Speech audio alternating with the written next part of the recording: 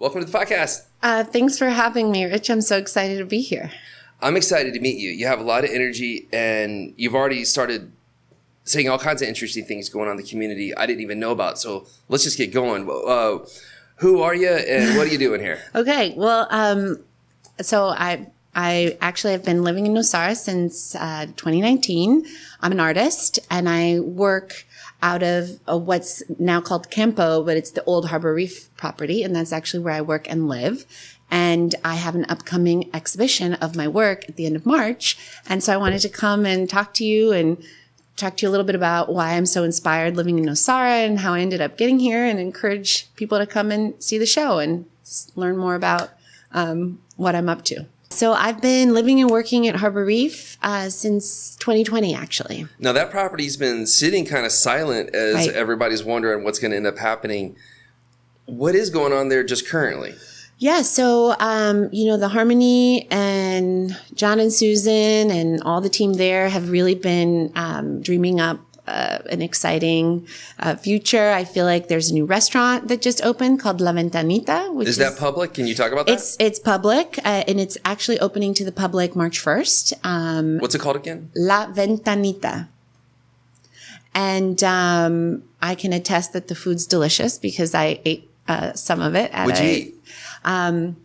Okay, so amazing cornbread, really delicious squash toast with local cheese on top. I ate a lot of things. But hold on. Now I'm not believing you because I've always hated squash, and you just said really delicious squash You're toast. going to love it.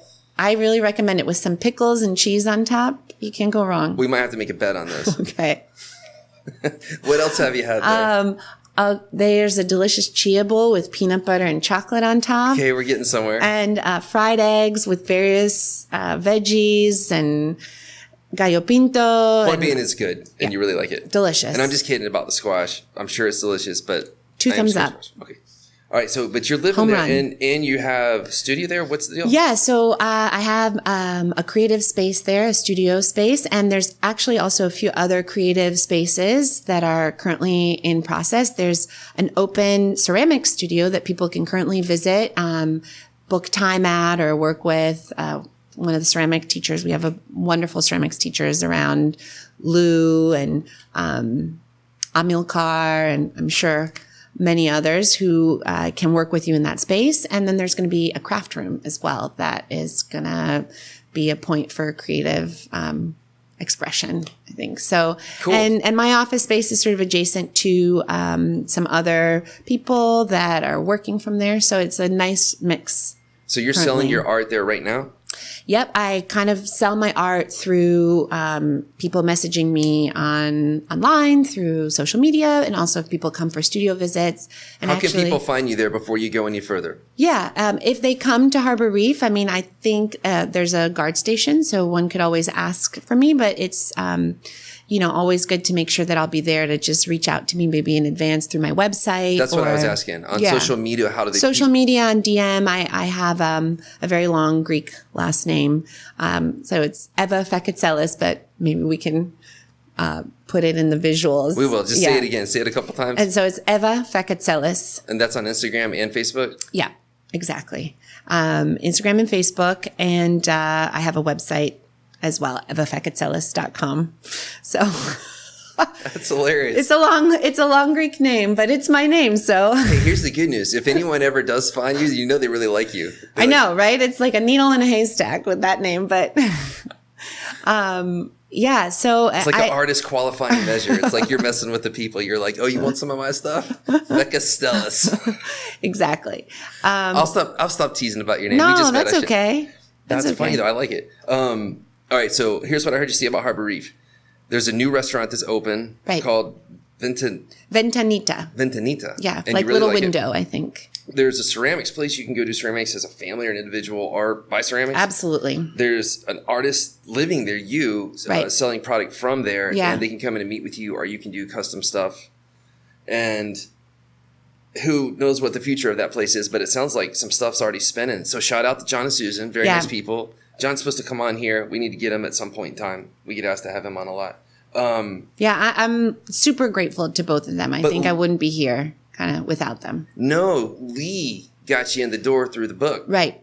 Absolutely. I think that ultimately, Lee and I had a really strong connection, and she really believed in the Cancer Field Guide project and was a huge force of encouragement and support, kind of like an angel, it felt like. And she very much represents the vision John and Susan have created for some of these projects they have ongoing, one of which is the residency program, the artist in residency program. So let's just say thanks to all of them right here, right now. Really cool. So grateful. But back to Lee and you for just a moment. You came down essentially to author the book, but your artist side just started exploding through this and kind of took over. And you're saying she was good with that. Yeah. When I was about to start the residency, she sent a heads up to the team that I was going to be arriving. And it was interesting because in my mind, I was just coming to create a written product. And in her email, she said Eva's going to be working on her book and her painting. And I think that was actually kind of a really pivotal permission giving. And when my computer stopped working the second day I arrived, I thought, okay, I'm going to lean into the painting part for now. And I just never stopped leaning into that. So that's been a beautiful story. You kind of stumble from this to this to this, right, and it's exactly where you want to be. Nosara has a way of doing that. With I know that's what it feels like. A good place to self-actualize if you're focused and if you have a vision. Guess I never thought about it that way. I'm meeting people like you, and it's causing me a lot of self-realization because I'm doing this podcast because I like it. I don't get paid nothing for it. I actually get yelled at about it a whole lot and by people who I actually agree with, ironically, most of the time. But it's the only thing I like to do. This is my way of kind of trying to do what you've learned to do with your whole life. I mean, I'm getting there, right? It's not perfect. I think there's definitely aspects of being an artist that are really challenging. Like, how do you promote yourself? How do you make money? How do you afford one of the most expensive towns in Latin America? Right. So, I mean, I think that I'm doing my best to kind of piece together various efforts and initiatives so that I can support the larger goal, which is to, really just continue making my work and exploring my voice and the things that I want to talk about and what I want to share. So, I mean, I think that having a family also is its own vision in a way, and can sometimes probably take precedence and require a person to put aside sometimes things that they want for themselves. So I really respect that that's something you've been building. So I think it's like a process of creation. And right now my process of creation is my artwork. But if I had kids or something, that might be my process of creation instead or also. So no, I think you'd find a way to do what you wanted on each end. That seems to be where you're coming from in life right now is I've almost died. I'm now going to live. And this is the direction I'm going to go. I'm saying that's something to be admired. There's a real hard-earned clarity. You pay with it. You pay with blood, but it's a lasting message, hopefully. So it's easy sometimes. All the noise in the daily life sometimes distract you, and you forget it, and you start stressing over things that don't matter or being dissatisfied with something. And it's really helpful for me. I have a support group of other cancer survivors, and just staying in touch with them and remembering that aspect of my experience reconnects me to the big picture. And, keep coming back to the focus and the core, but it's an exercise for sure. Artists in residence, what does that term mean? Yeah, so I actually, that's sort of how I came to Nosara more recently. I had come in 2017 on a surf trip. I was living in New York, and I really, shocker, fell in love with this place. And then about 6 months later, I was diagnosed with non-Hodgkin's lymphoma, stage 4B, and went through that whole process. And the whole time that I was sick, I kept just imagining my legs floating in the water on the surfboard. And this place really got under my skin. So it was a real goal for me to get back here and spend some time here. So in 2019, I came back a couple times on vacation, sort of as a healing thing, because I realized my energy lasted longer here than it did in New York. Like New York, I would be exhausted by 1 p.m. Here, I could last till dinner time, till bedtime.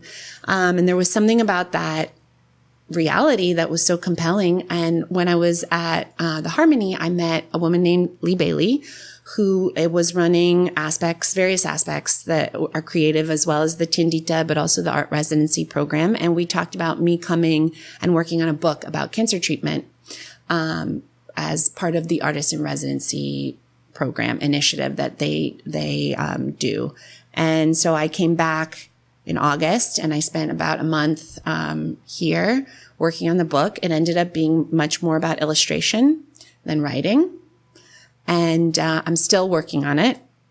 I feel like sometimes it's hard to go back into that experience, but I'm close. So that was what sort of launched me into working as an artist here in Nosara and understanding what that experience was like and what inspired me, and combining elements of my personal narrative to heal myself with like the nature around me, whether it's the frangipani trees or the Halloween crabs or the seashells, the waves, and using those natural elements to talk about these subjects that were, really challenging for me, and to kind of work through my reinvention in a way. Because when you go through something like that, like so many traumatic and challenging experiences, there's sort of a death of self and a rebirth. So I just decided to take this as an opportunity to live exactly how I wished I'd been living up until that point, which I've been lucky enough to be realizing and actualizing on here ever since then. So I did that. I loved it. I moved back here in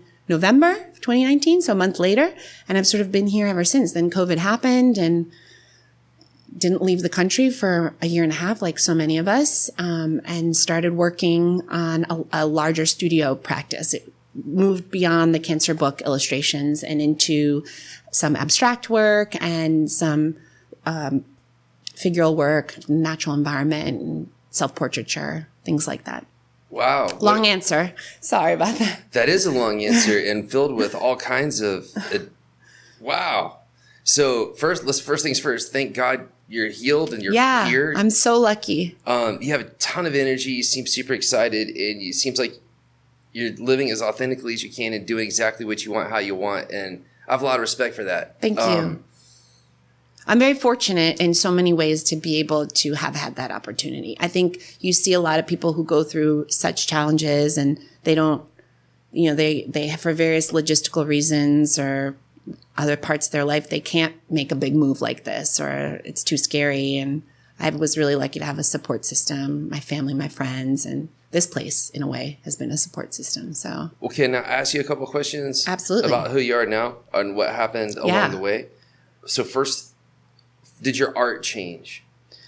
Yeah, I mean, to be honest, so I studied art at school, at university, and I was the artist in my identity throughout my childhood.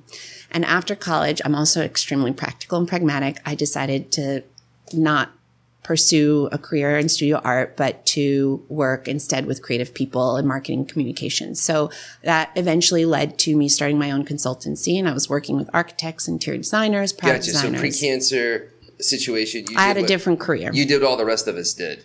Yeah. Throw myself under the bus.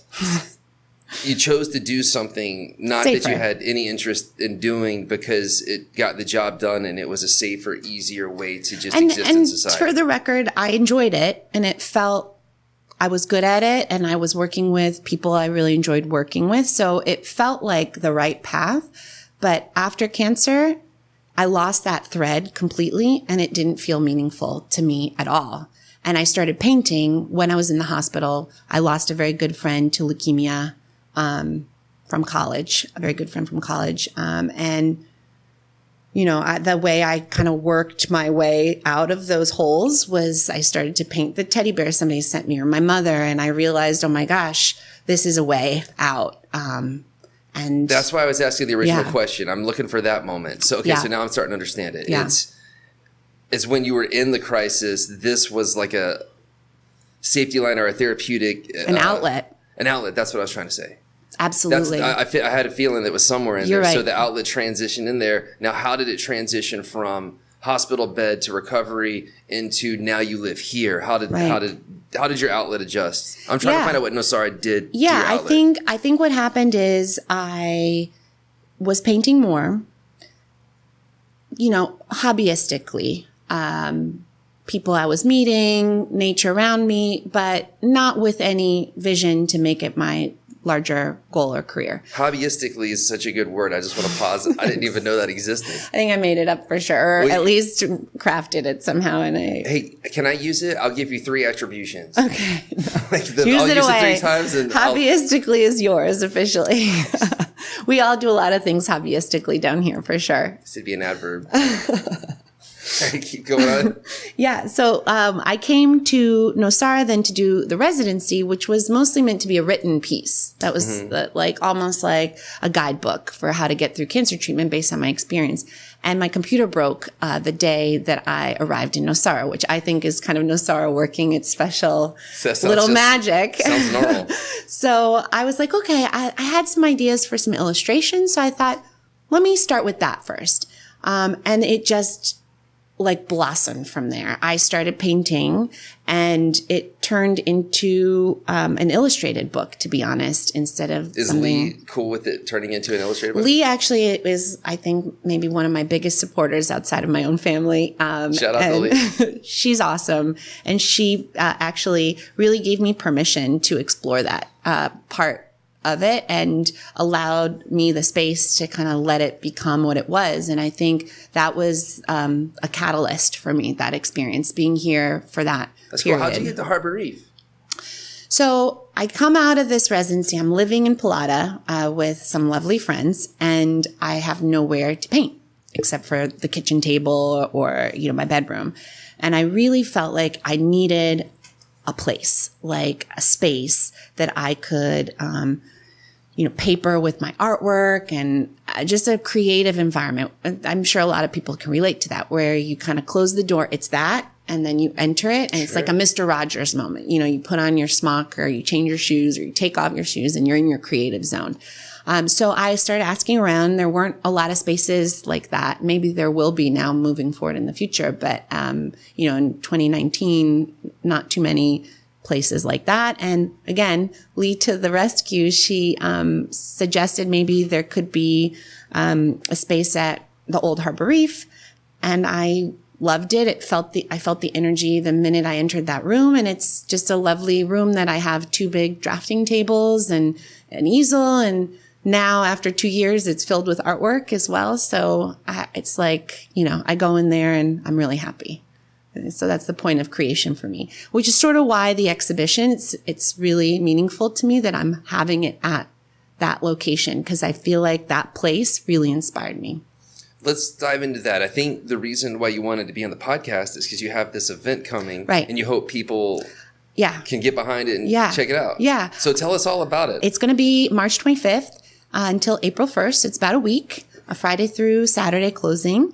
It's going to be located at the Old Harbor Reef property, and it's going to have 3 components. It's going to have an interior gallery space where there's going to be works on paper that explore a theme that I'm calling Under the Frangipani Trees. So it's really inspired by those beautiful trees that we all walk through on our way to get to surfing in Guiones.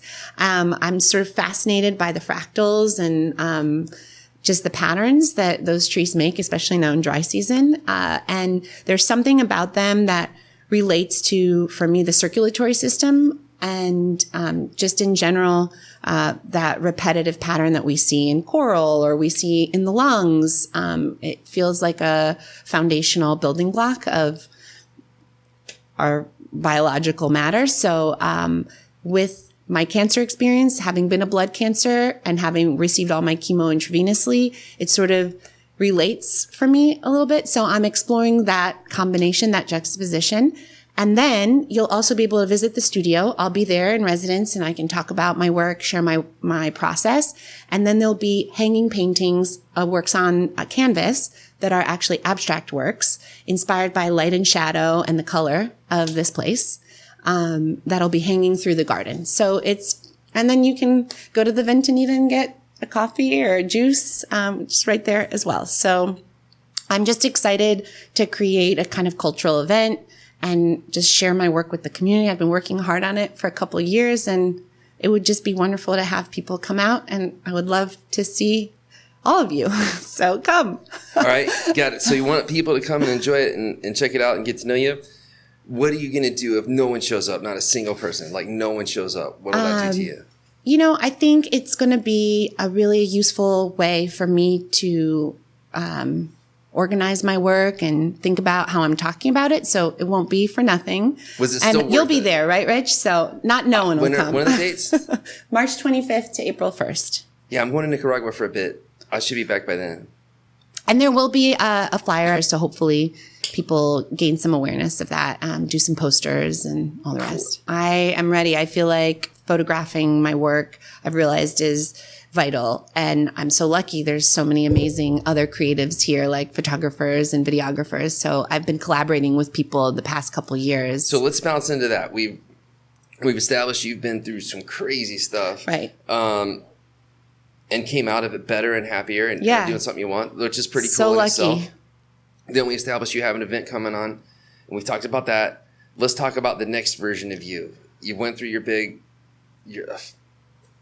heroic, lucky, whatever you want to call it, experience of recovering from stage 4 cancer. What's next, though? Like, what's the next you? Do you got to go have some other massive thing to grow into the next version of you? Sure. Or have you found like where you're at location-wise and as a human? Yeah, I mean, I think this exhibition is the beginning of what's next for me. It feels like I've been inwardly focused for a period of years and working on my artwork. 3 years deeply. Yeah. And I think that now I'm in a point where I'm ready to share it more overtly. And I think I want to kind of dig my heels in a little bit more into my life.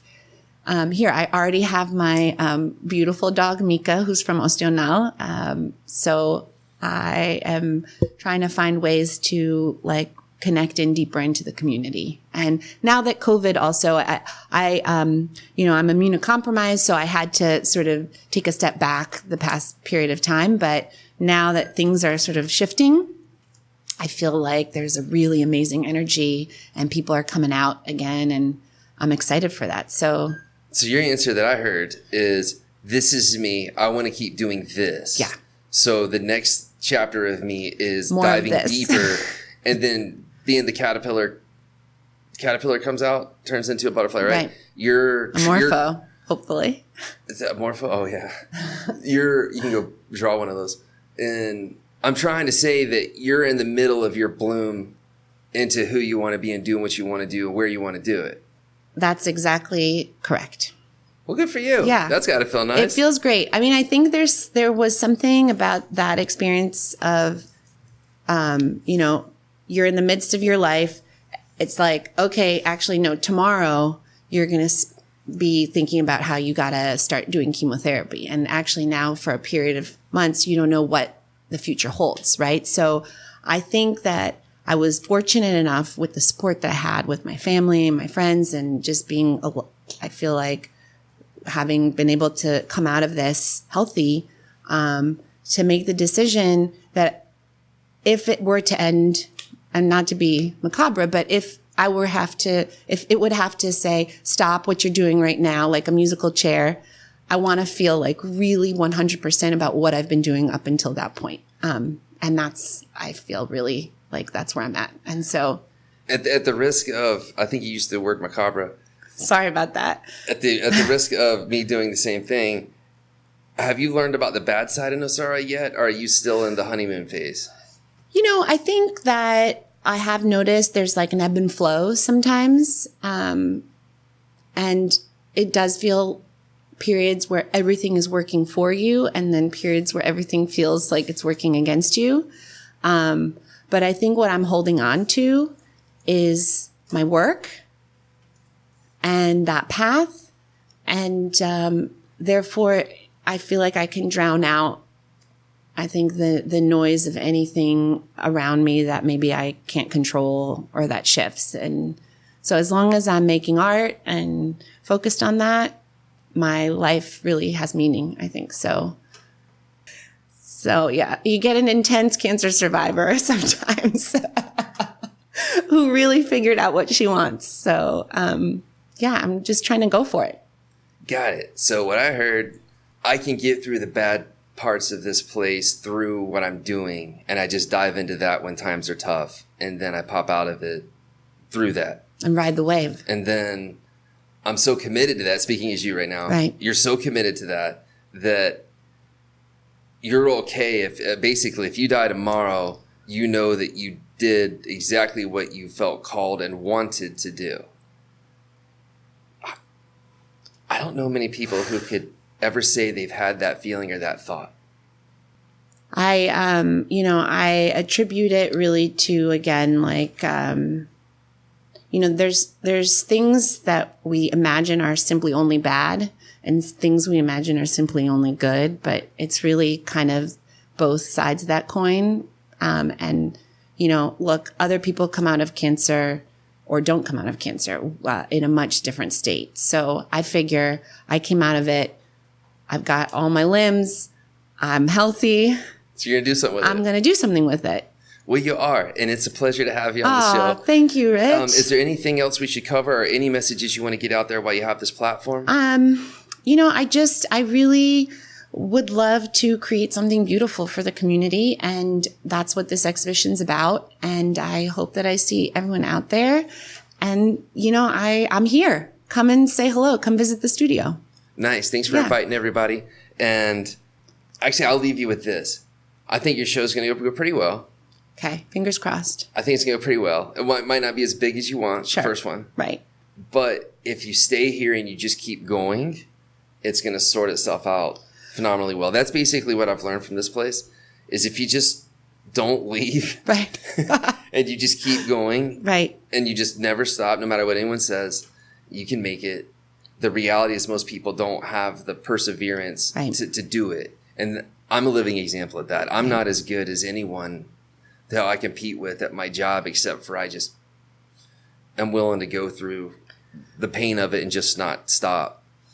Like that's why I'm sitting here right now. It's not that I have any talent or knowledge or money. It's not like that. I just keep going. It's all a decision. That's how I feel, right? If you decide you want to do something, the rest, of course, there's other factors sometimes, but you don't have to. I feel like it's not about worrying so much about comparison or where other people are, or you just decide to wake up in the morning and do what you're doing and keep your head down. Well, did cancer experience decide that for you? Because for you to move to a town where almost everyone's beautiful, everyone's in shape, right. Plenty of people have money, right. Very few people seemingly have problems on the surface as you walk around this town. Right.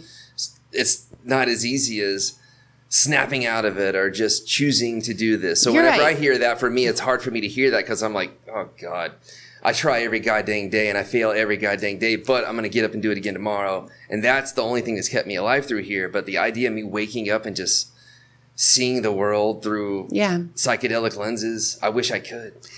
Look, it's like meditation, right? Where the mind keeps distracting you and then you got to be like, okay, focus on your breath or focus on that. So I feel like it's the same thing. And I definitely am up against those same distractions and comparisons. But before I was doing it in New York, and now I'm doing it in a place where I can surf and walk on the beach and be outside and have like a much lower cortisol level. So I feel like already I'm winning, even if I'm not the most beautiful or the best surfer or the richest person. So, yeah.